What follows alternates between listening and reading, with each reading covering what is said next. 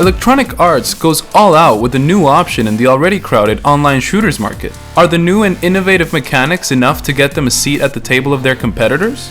My name is Paulo, and I'll go over all this and more in this Rocket Arena video review.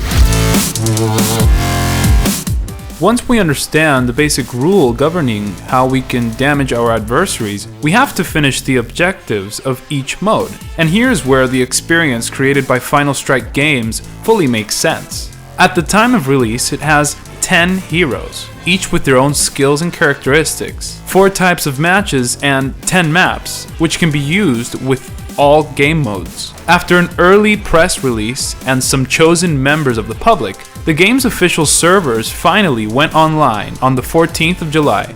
To a tepid response from the public, Rocket Arena was launched under the EA Originals label, at a time that should have been highly advantageous. But it seems that Electronic Arts didn't deploy its press machine and the release went unnoticed. This is why the developers themselves used their social media to set the industry's wheels in motion, opening official threads on Reddit and interacting with the community to learn how to improve their new game. They even hosted giveaways, taking into account both their American and European audiences, and the different platforms, all to show that Rocket Arena is a complete product, with a well-planned and long-term service proposal and a large amount of content to meet the demand of constant players. The development team's efforts, joining the meager activity on the official networks of their massive distributor, yielded results, and the Rocket Arena's servers started to be filled with new players. The modes that would take over 15 minutes in finding a match during closed testing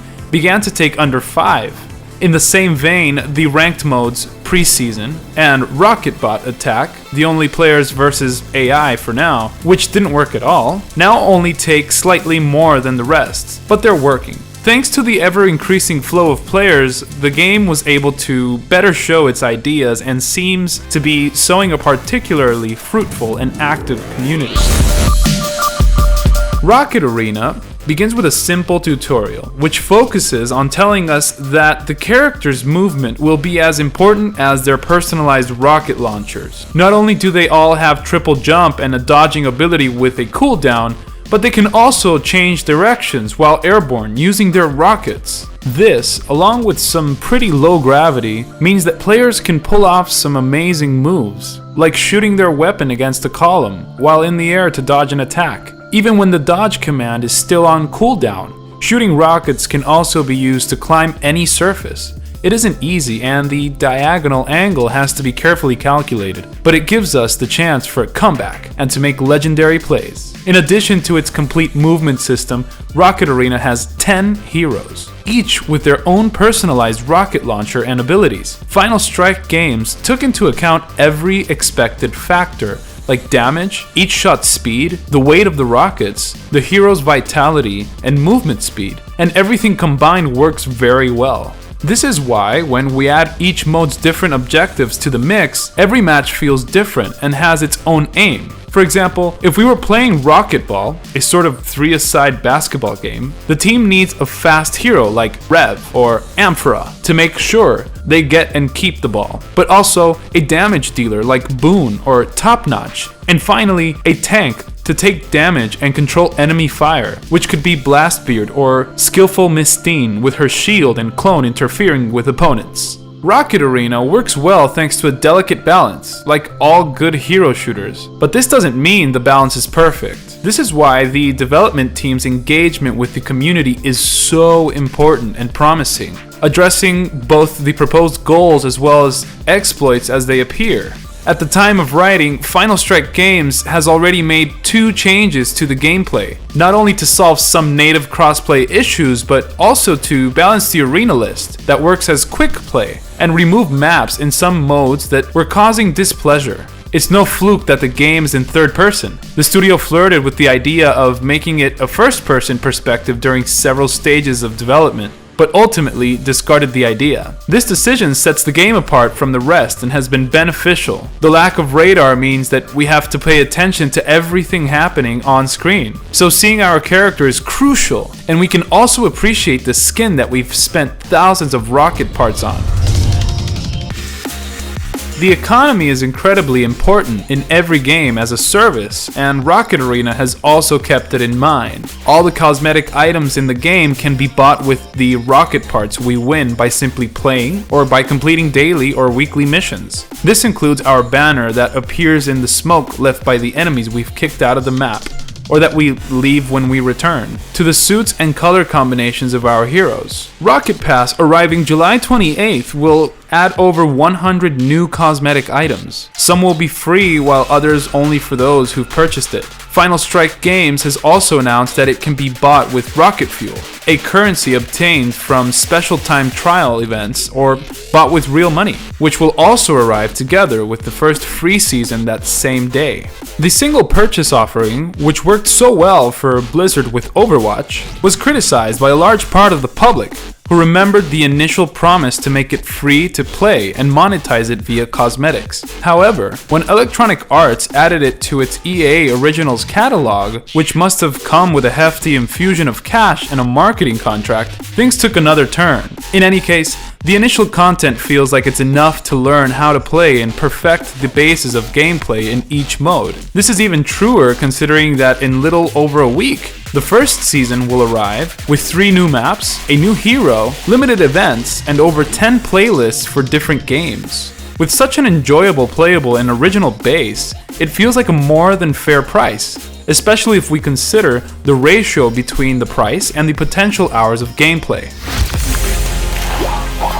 Rocket Arena has huge potential due to the gameplay that is as enjoyable as it is original, but even more importantly, it makes sense as a whole. Of course, there is room for improvement. In fact, that is part of its potential, but it's incredible to see strategies appear after only a few days of play, and artifacts have a lot to do with this. In the first place, it can seem overwhelming to have 3 slots to equip these items that affect the hero's performance, but they soon give rise to certain builds that increase the potential and strengthen each character's abilities. We can make Amphora faster, or give her greater resistance to attacks. Maybe increase the reloading speed of Plink's skills and make her wreak havoc with her explosive teleportation, or increase the damage of Top-Notch's homing rocket so that it basically becomes a death sentence. The first big difference I saw amongst the players I met online was between those who carefully equipped their artifacts and those who just left the default selection. The second is between the players who care about the match's objective and those who play every game as if it were team deathmatch, here called knockout, but these last are a blight in every game genre.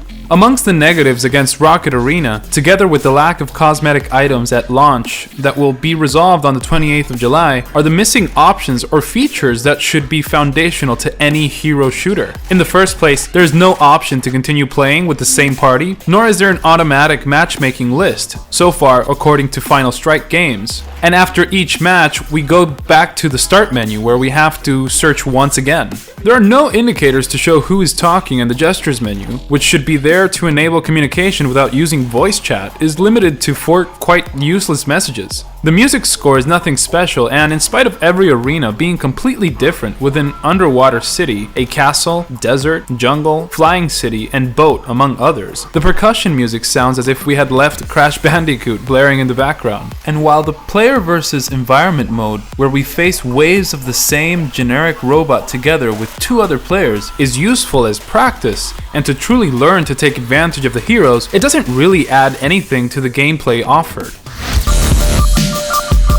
The title released by Final Strike Games is a breath of fresh air. It's enjoyable and gives us the necessary tools to let our imagination run wild. The character's skills can be countered by others, which holds true to the artifacts as well, and the players who learn every nook and cranny of the maps will have a decent advantage. The crossplay at launch is crucial, not only because it allows us to play with friends on all platforms, but because it potentially triples the user base. Additionally, it can be deactivated in the settings, something very useful for those who feel that a controller or mouse can make a difference in a third-person shooter. Rocket Arena is both a well-thought-out and implemented game which suffered from EA's lack of publicity, but manages to stand out on its merits. Its future depends on both the growing community as well as the quantity and quality of extra content provided by Final Strike Games. As for me, I believe I'll stay quite a while in the world of Crater. Because of all this, Rocket Arena is awarded 8 points. Between the early access and launch week, I spent 10 days and over 30 hours playing Rocket Arena on PlayStation 4. I learned to use all 10 characters and to develop a strategy for each game mode. I chose my favorites, got all the artifacts, and even created different builds for each hero. I completed the weekly and daily missions, unlocking colors, banner parts, 2 of the most expensive suits, and a regular one for 8 of the characters. If you liked the video, hit like and subscribe, and don't forget to click on the notifications icon. Follow us on social media and visit www.malditosnerds.com to stay up to date on the latest gaming news. Thanks for watching, and see you next time!